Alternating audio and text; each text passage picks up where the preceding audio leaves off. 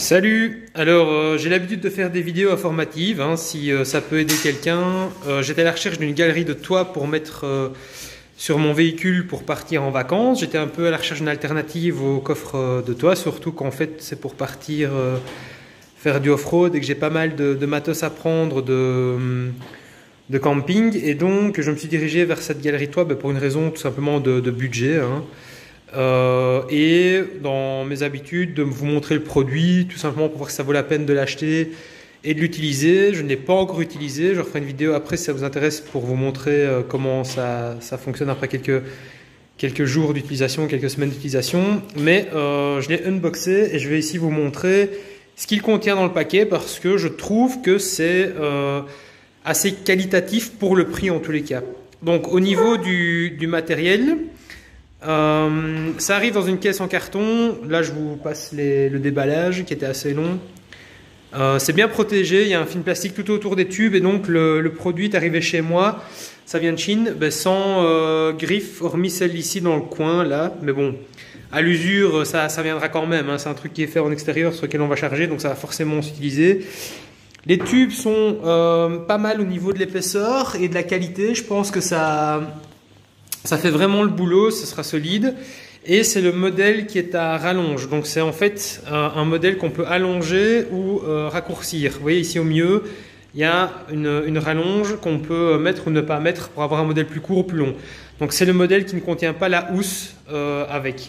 C'est d'ailleurs le modèle qu'on va voir ici, BYCD003. Donc clairement, ça vient de Chine, hein. Vevor, c'est un site chinois qui le dit, donc des outils à moitié prix en fait. Ça comprend donc les attaches pour fixer sur le toit, les barres de toit. Donc il vous faut quand même des barres de toit comme si on mettait un coffre. Le plastique paraît léger, mais en fait il est renforcé par la pièce métallique ici qui va venir prendre le tout comme ça ensemble. Ici, ça va venir passer comme ça dedans et puis ça va être vissé par le dessus. Ça, il faudra voir au niveau des attaches si elles tiennent le coup, ces attaches-là. Mais bon, on verra à l'utilisation. Je pense que oui, au pire, un boulon, c'est standard. On peut remettre un boulon de rondelle si jamais ça casse, il n'y a pas de problème. Ça coûte 2 francs 6 sous. Et au niveau, ça c'est par contre c'est ce qui m'intéresse le plus, au niveau de la notice. Je suis assez surpris parce que la notice est assez complète. J'ai déjà commandé plein de choses où il n'y a pas de notice, démerdez-vous, bon elle est tout en anglais.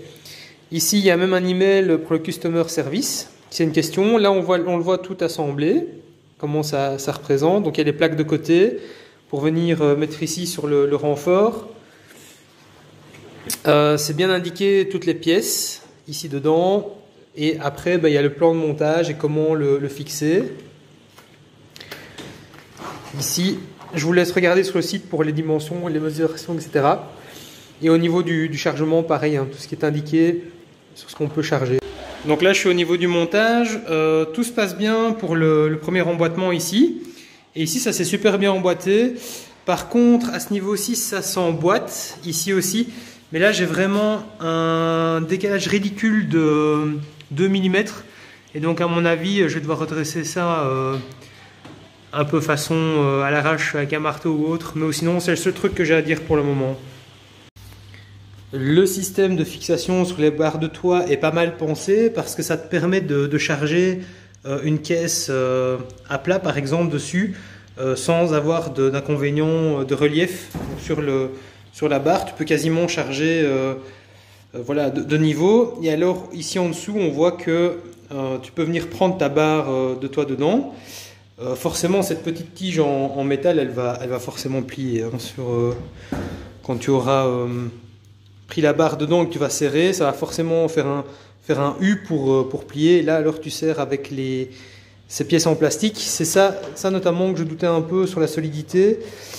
À mon avis il ne faut pas serrer comme un goré, ça servira à rien, mais ça a l'air quand même bien pris dedans.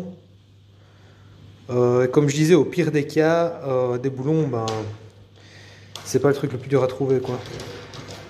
Donc voilà, j'espère que cette petite vidéo vous sera utile. Si vous cherchez à acheter ce produit, si vous voulez le voir démonter, et puis rendez-vous en septembre pour voir comment il a bien servi. Salut! Donc voilà, il est monté, les attaches sont préassemblées. J'ai juste eu un petit souci à ce niveau-là pour emboîter. J'ai dû un peu tapoter avec un marteau en caoutchouc, mais bon, voilà, c'est passé. On va dire, c'est un peu normal.